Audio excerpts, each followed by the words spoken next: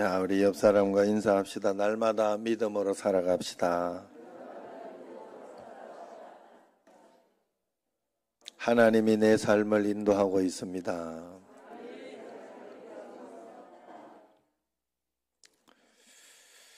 하나님의 역사는 믿는 자들에게 있을 뿐만 아니라 믿지 않는 자들에게도 분명히 있다고 성경은 자주 이야기를 하지요. 그래서 기도할 때도 우리 북한을 위해서 기도하고 이렇게 할 때도 김정은 정권이 무너지고 고레스 왕 같은 새로운 통치자가 나서서 통일이 될 수 있도록 또 이렇게 더 나은 무언가 될 수 있도록 해달라고 그렇게 우리가 기도를 하죠. 그것과 마찬가지로 세상의 왕들이 자기 마음대로 하는 것 같지만 그렇게 되어지는 것이 아니다라는 것을 이야기하고 있습니다. 세계의 패권을 좌지우지하던 강대국들이 수없이 많은 그 역사 속에 등장했다가 사라지곤 했는데 그 모든 과정 속에 하나님의 섭리가 분명히 있다는 것을 성경은 이야기합니다. 한마디로 모든 역사의 주관자는 하나님 한 분밖에 없다 하는 것입니다. 한 나라가 세워지고 강성했다가 무너지는 모든 과정을 보면 우리는 단순히 인간의 힘으로 되어지는 것 같지만은 그 속에서 하나님의 간섭하심과 하나님의 섭리하심이 분명히 있다는 것이 성경의 이야기입니다. 오늘 말씀은 이 시대에 주는 하나님의 메시지가 분명합니다. 1절 말씀을 한번 같이 읽어보겠습니다. 내가 또 메대 사람 다리오 원년에 일어나 그를 도와서 그를 강하게 한 일이 있었느니라.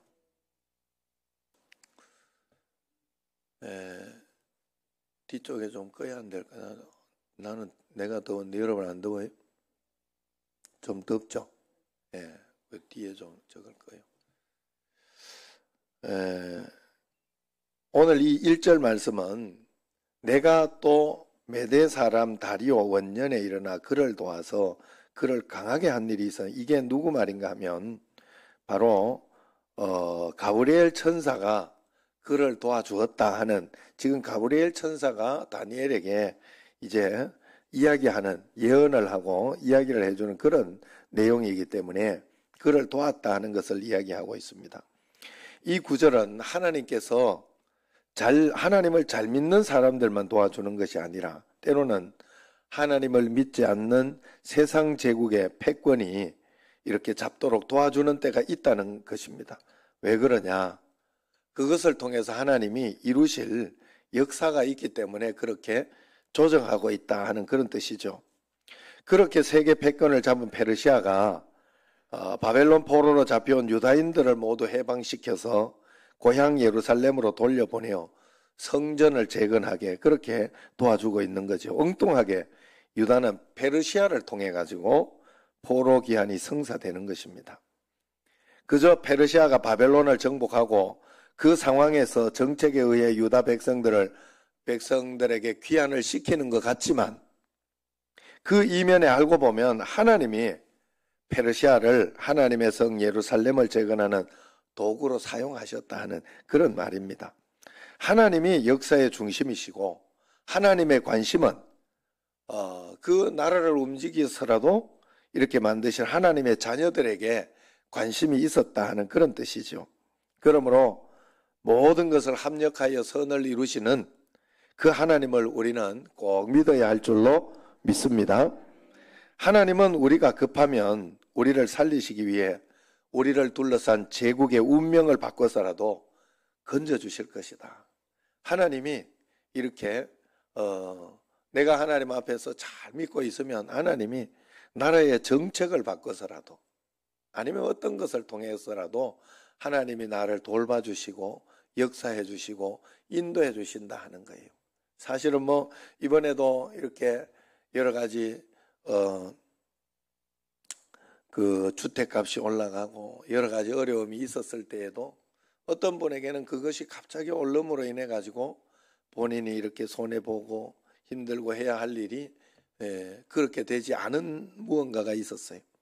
그런 것과 마찬가지로 하나님은 우리의 삶을 풍성하고 복되게 다른 것을 움직여서라도 그렇게 꼭 해주신다는 사실을 알아야 됩니다. 얼마나 급하시면 우리를 살리시기 위해 둘러싼 제국의 운명을 바꿔서라도 건져주시느냐 하는 것입니다. 하나님께서는 그렇게 극적으로 고향으로 돌아가게 된 하나님의 백성들이 고향에서 정착하는 과정에서도 긴밀하게 역사하셨습니다.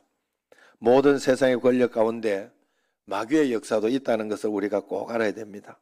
오늘 말씀을 보면 지금 바사, 성경에서 바사라고 하는 데는 페르시아라고 말씀드렸죠. 그 페르시아가 강성해서 역사의 중심 같지만 이 페르시아도 곧 헬라 제국에 무너질 것이라고 예언하고 있어요.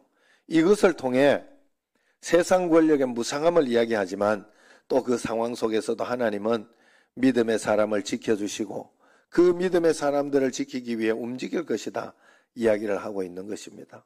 그러므로 눈에 보이는 정권이 바뀔 때마다 이 정권은 다를 거다, 이 대통령은 다르다 하지만은 한 번도 다 이렇게 다르고 좋은 적이 없었죠.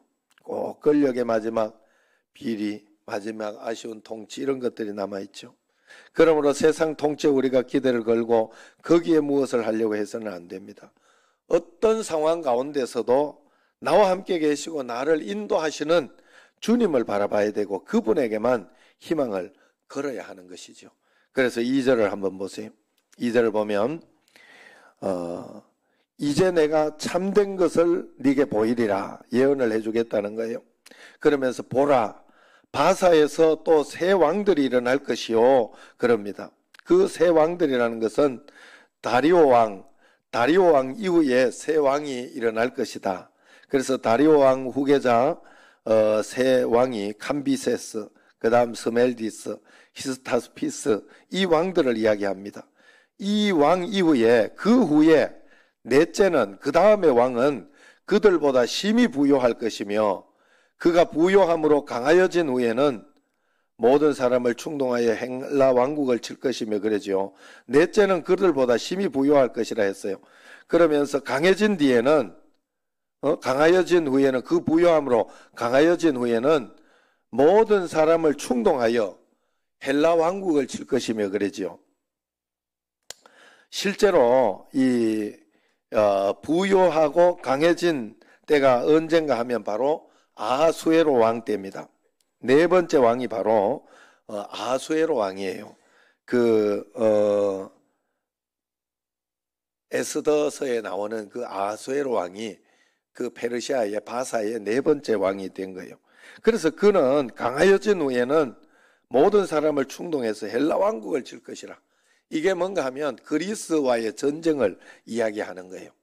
이게 그 옛날 영화 2014년에 나온 영화 300이라는 말. 이 그리스 물퉁물퉁하고 그래 그 아테네 전쟁에서 아테네가 이기잖아요. 그리스가 이기는 거예요. 거기에 보면 그 300 영화에 보면 본 사람들은 알겠는데 안 본 사람들은 알 수가 없어요. 그래서 거기에 보면 왕 하나가 나와요. 굉장한 왕으로 신처럼 떠는 그 왕이 나와가지고 막 이렇게 전쟁을 하러 오는데 그걸 그리스가 이겨요. 그때 그 왕이 아하수에로 왕이라는 거예요. 아하수에로 왕. 그 아하수에로 왕 속에서도 하나님은 이 에스더를 보내가지고 그 유다 민족을 지켜주고 인도해 줬잖아요. 하나님의 섭리는 우리가 다 알 수 없는 거예요. 그 영화 300의 배경이 되는 게 바로 그때 그 크세르크세스 1세가 있었는데 그가 바로 아하수에로 왕입니다. 오늘 말씀 그래서 그 다음 3절을 한번 보세요.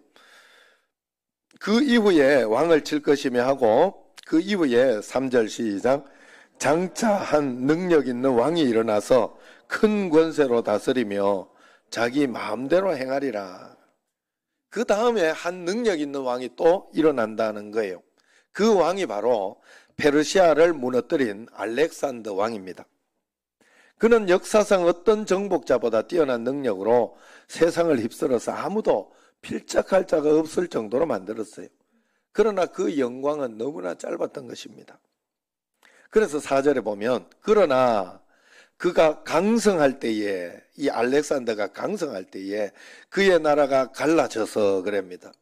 알렉산더가 33세에 요절한 거 아시죠? 33세. 세계를 제패하고 막 더 강성할 때 33세에 그냥 죽었으니까 얼마나 빨리 죽었어요. 그때에 나라가 갈라져 그럽니다. 죽어서 나라가 갈라지는데 천하 사방에 나누일 것이나 그의 자손에게로는 돌아가지 아니할 것이요. 그래. 무슨 말인가 하면 알렉산더가 자기 자식이 나라를 통치한 게 아니라 내 나라로 갈라집니다. 그게 그 부하들이 내 나라를 다 차지하는 거예요. 한 나라씩 차지하는 거예요. 그렇게 해서 이제 내 지역으로 분열돼 하는 그런 것을 이야기합니다. 그래서 또 자기가 주장하는 권세대로 되지 아니하리니 그럽니다. 알렉산더 왕이 자기가 원하는 대로 안 됐다 이 말이에요. 그래서 이는 그 나라가 뽑혀서 그 외에 다른 사람에게로 돌아갈 것임이라. 재주는 고민 없고 돈은 완서방이 번다 하는 말처럼 알렉산더가 수많은 전투에서 피땀 흘려 이룩한 제국이 고스란히 엉뚱한 사람들의 차지가 되고 만 것이지요. 그래서 잠언서 19장 21절에 보면 사람의 마음에는 많은 계획이 있어도 오직 여호와의 뜻만이 완전히 서리라 이야기를 합니다. 이 경우가 바로 그런 경우예요. 4절 중간에 자기가 주장하던 권세대로 되지 아니하리니 이 세상은 내가 주장하고 계획하는 대로 다 되지 않아요. 하나님이 정하신 섭리대로만 전개될 것이라는 것을 분명히 이야기해주고 있다는 것을 이야기합니다. 그러니 괜한 쓸데없는 욕심 부리지 말고 내게 주어진 시간 동안 신실하게 하나님 뜻대로만 행하겠다. 하나님 말씀대로만 따라가겠다. 그렇게 해야 돼요. 나의 주인은 하나님이에요. 하나님. 내 삶을 내가 이끌고 가는 것 같아도 아니에요. 내가 계획하는 대로 따라가는 것 같아도 절대로 여러분 아닙니다. 하나님이 허락하시고 인도하시는 대로 내가 따라가고 있는 거예요. 그래서 그때마다 상황이 변하고 환경이 변할 때마다 그때마다 기도하면서 하나님 앞에서 말씀을 붙잡고 이때 어떻게 하면 좋을까? 하나님이 내 삶을 허락해서 인도하고 있으니까 그때마다 나는 선택하고 따라가 주인 대신 주님을 따라가는 것 뿐이에요. 우리 삶은 그런 것인데 우리는 자꾸 내가 주도하고 내가 인도하고 가고 있는 줄 알아요. 아니에요. 절대로 그렇지 않습니다. 그렇기 때문에 매일매일 하나님께 내 모든 삶을 인도하고 그렇게 가야 돼요. 오늘도 그래서 이따가 뭐 광고 합니다만은 그 코로나 상황으로 인해 가지고 장로님들하고 늘 같이 식사를 하고 했는데 원래는 정말 말자 지금 그렇게 어제 당에 카톡으로 이야기를 했어요. 오늘은 안 하는 게 좋겠다. 지혜롭게. 그래서 점심을 안 하고 저녁 예배로 점심도 간단하게 하면서 이제 드실 것만 드시라고 하려고 했는데 그것도 안 되겠더라. 그래서 그냥 저녁 예배로 예배 드릴 수 있을 때 열심히 드려야죠. 하나님 앞에. 그래서 그렇게 이제 지금 하고 이렇게 했어요. 지혜롭게 하나님 앞에서 이게 상황이 이렇게 될 줄 또 몰랐잖아요. 사실은 다시 예배 잘 드리고 뭐 이렇게 될 줄 알았는데 지금 또 그 다음 상황이 어떻게 될지 몰라요. 그러나 우리가 분명히 인정하고 따라가야 되는 건 하나님이 인도하고 있다는 거예요. 하나님이.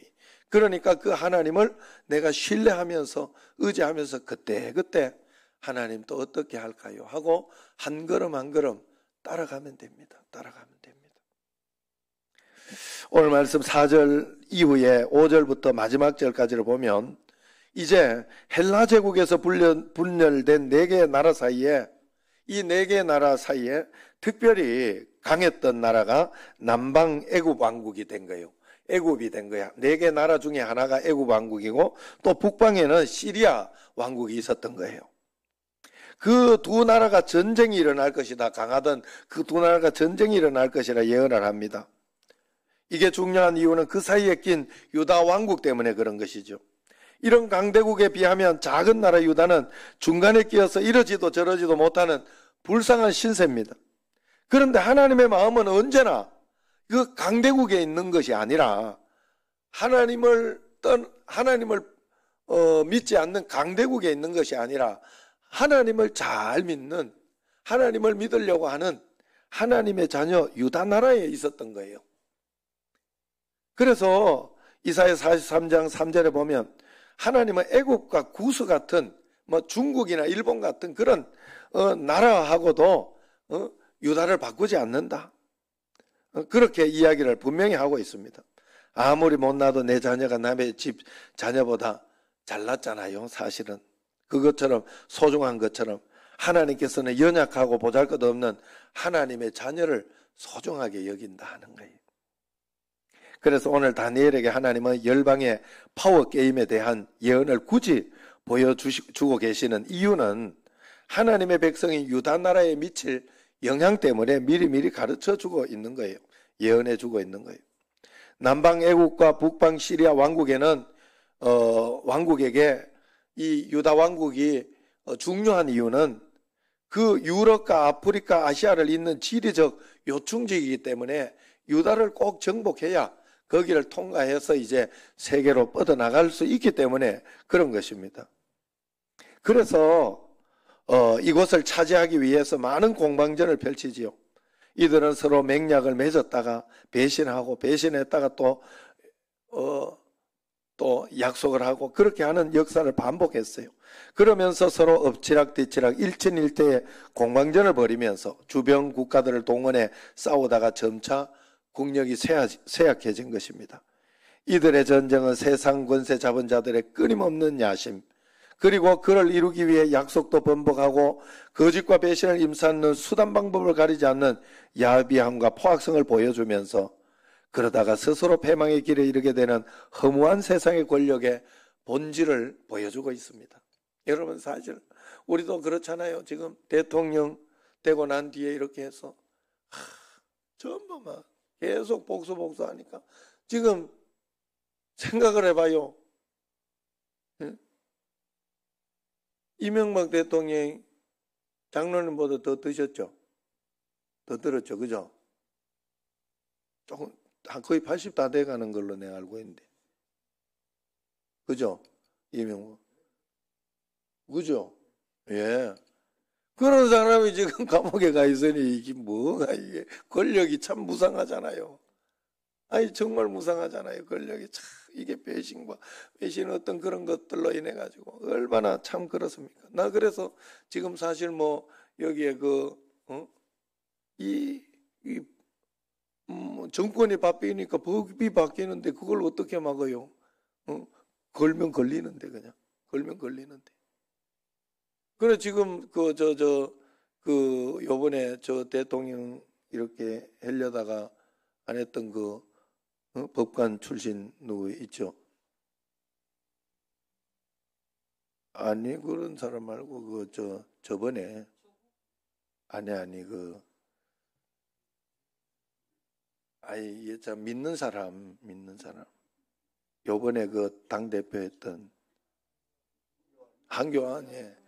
그분이 지금 못할 것 같더라고. 아이고 잘 됐다 싶은 마음이. 왜냐하면 괜히 그거 갖다가 믿는 사람이 말이요, 그냥 나중에 또 그렇게 되면 또 그것도 참 보기가 그런 것 같더라고.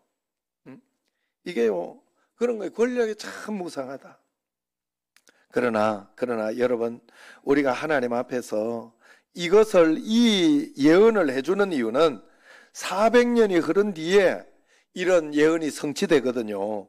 다니엘이 죽고 난 뒤에 400년이 흐른 BC 167년에 그대로 이루어지는 예언이에요.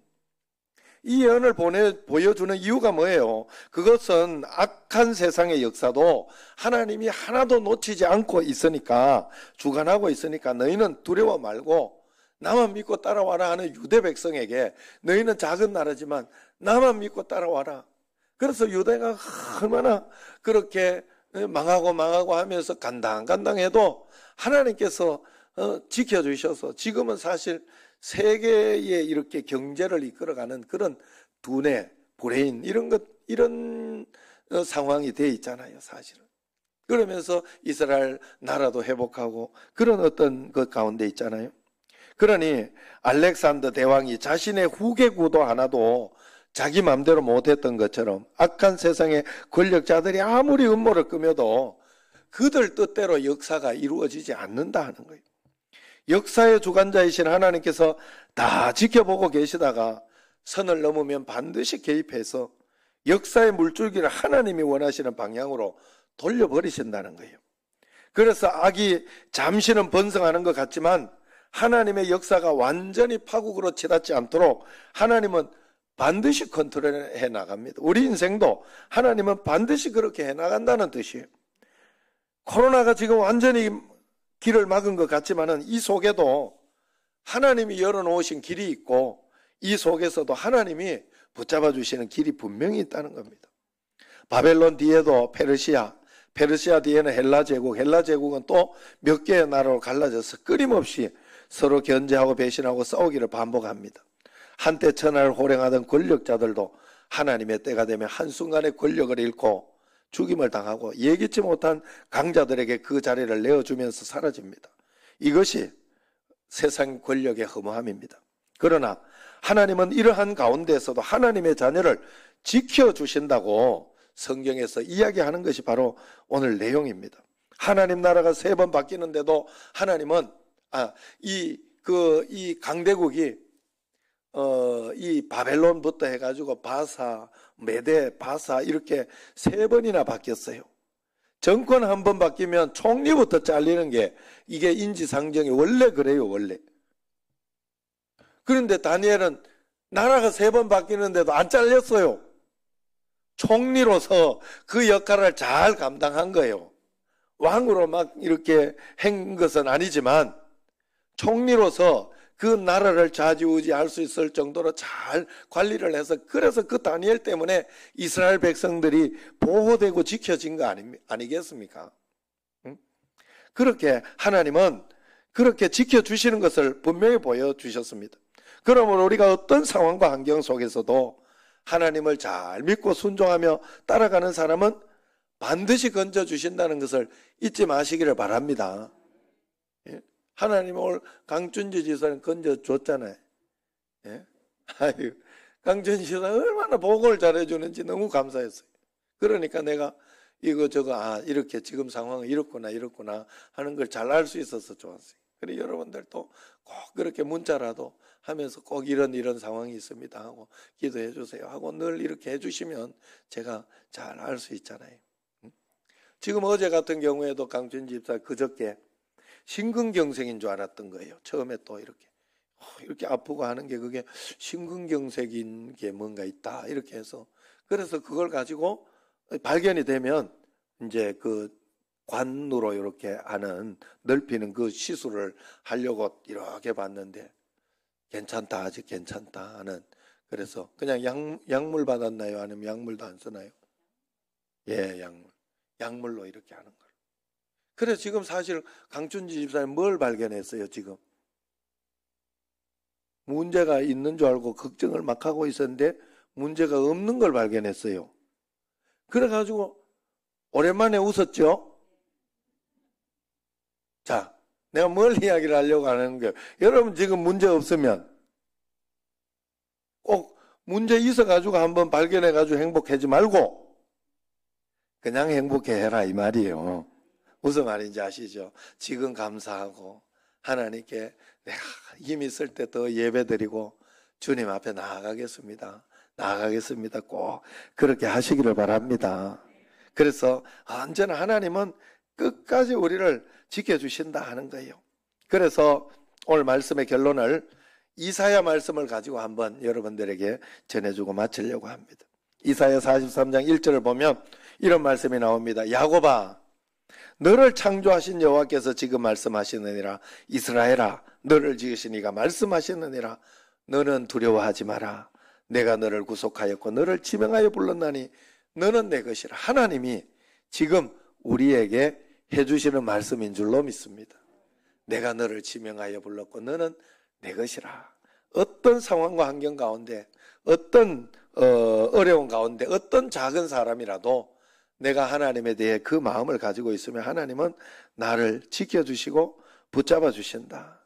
그러면서 2절에 보면 네가 물 가운데 지날 때에 내가 너와 함께 할 것이고 강을 건널 때에도 물이 너를 침몰치 못할 것이고 네가 불 가운데 지날 때에도 타지 아니할 것이고 불꽃이 너를 사르지도 못하리라. 그렇게 이야기를 하고 있습니다. 그러기에 우리는 물 가운데 지나든지 불 가운데 지나든지 지켜주시는 하나님을 믿어야 한다 하는 거예요. 여러분은 지금 어떤 고난에 처해 있습니까? 하나님의 도우심을 꼭 믿으시기를 바랍니다. 여기서 중요한 것은 하나님의 도우심을 우리가 바란다면 하나님의 말씀대로 우리가 잘 순종하며 따라가야 돼요. 하나님이 원하시는 것을 잘 지켜내며 예배를 지켜내고 말씀 읽는 걸 지켜내고 기도하는 걸 지켜내고 그리고 감사의 일기도 쓰고 이렇게 어떤 분들은 숙제하는 것도 있고 이런 것들이 있잖아요. 그걸 지켜내야 돼요, 여러분. 그게 믿는 모습이에요. 믿는 모습. 어떻게 내가 믿는 거 다 하나님 사랑하고 다 하나님 믿어요. 그런데 내가 성경 읽는 만큼 하나님 사랑하는 거예요. 내가 기도하는 만큼 하나님 사랑하는 거예요. 달리 이야기할 수 있는 게 없어요. 내가 하나님 앞에 헌신하고 기도하는 만큼 하나님 사랑하는 거예요. 그래서 우리가 그런 마음으로 주님 앞에 해야 되는데 내 뜻대로 할 거 다 하면서 하나님 왜 안 지켜주셨어요? 그렇게 하면 안 된다는 거예요.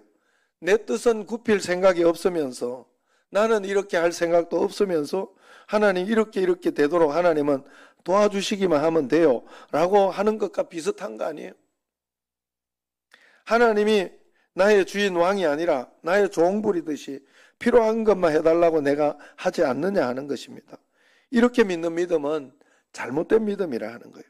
하나님이 우리를 지켜주신다는 약속에는 내가 하나님 말씀에 철저히 순종하겠다는 순종도 포함되어 있다는 것을 꼭 기억해야 돼요. 나는 순종하지 않으면서 하나님은 내가 기도하면 이렇게 해주셔야 된다. 그건 그냥 비나이다 하는 거예요. 비나이다. 오늘 이 어느 목사님들끼리 그런 일이 있었다고 해요. 코로나 때문에 이렇게 모였는데 너무 어렵다고. 그래서 정부를 원망하고 걱정하면서 이야기를 하고 이것도 힘들고 저것도 힘들고 그러니까 어떤 목사님이 그 중에 있던 목사님이 소리를 버럭 지르면서 목사님 하나님 안 믿으시죠? 그랬다는 거예요. 그러니까 갑자기 썰렁해지면서 오면 그 이야기가 쑥 들어갔다고 그래요. 어려운 상황이지만 하나님께 믿음으로 순종해야 된다는 거예요. 우리는 순종하며 내가 선택할 수 있는 것을 하나하나 선택하고 따라가야 한다 하는 것이에요. 그게 우리의 믿음이어야 합니다. 그러면 하나님은 우리를 반드시 지켜주시는 거예요. 그래서 나 여호와는 내 하나님이요 이스라엘의 거룩한 자요 너의 구원자임이라. 내가 애굽을 너의 속량물로 구스와 스바를 너를 대신하여 주었노라 그랬어요. 하나님은 우리의 여호와 되시고 우리의 전능하신 하나님이 되신다고 분명히 이야기합니다. 그리고 얼마나 우리를 사랑하느냐 하면 애굽과 구스와 스바를 대신해서라도 우리를 건져줄 정도, 유다를 건져줄 정도로 절대적으로 사랑한다 이야기를 합니다. 요즘 혼란스러운 정치, 경제, 문화 등을 두고 이 나라 미래가 어찌 될 것인가 걱정하는 분들이 많습니다. 그러나 우리가 새벽마다 기도하고 또 하나님 앞에서 부르짖고 다니엘 기도회 때도 기도하고 이렇게 하고 있으니 하나님은 분명히 역사해 주시는 것이 분명히 있을 것입니다. 그럼에도 불구하고 이렇게 기도하는데도 이 상황으로 가고 있다면 순종하여 받아들이면서 하나님 앞에 더 지혜롭게 따라가려고 우리가 애를 써야 한다 하는 거예요. 궁극적인 우리 삶의 주관자는 하나님이시라는 것을 절대로 우리가 잊어서는 안 되는 줄로 믿습니다. 하나님은 나의 여호와요 전능자 하나님이십니다.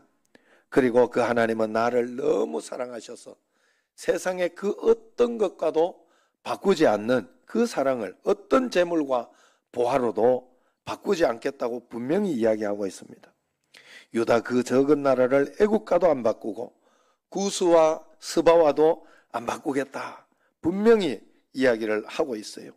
우리는 이런 사랑을 받고 있는 사람들이에요. 그러므로 여러분 두려워하지 말고 걱정하지 말고 하나님께서 인도하시는 대로 지혜를 구하면서 그리고 또 그러면 그렇다고 만용을 부리고 함부로 그렇게 살면 안 돼요. 겸손히 하나님 앞에서 한 걸음 한 걸음 내가 말씀 따라가겠습니다.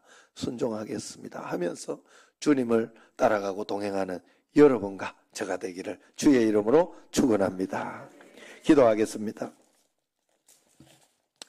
하나님 아버지여, 어려운 가운데서도 성령님 역사하여 주셔서 우리의 삶을 풍성하게 해주시고 복되게 해주시고 승리하게 해주실 줄로 믿습니다.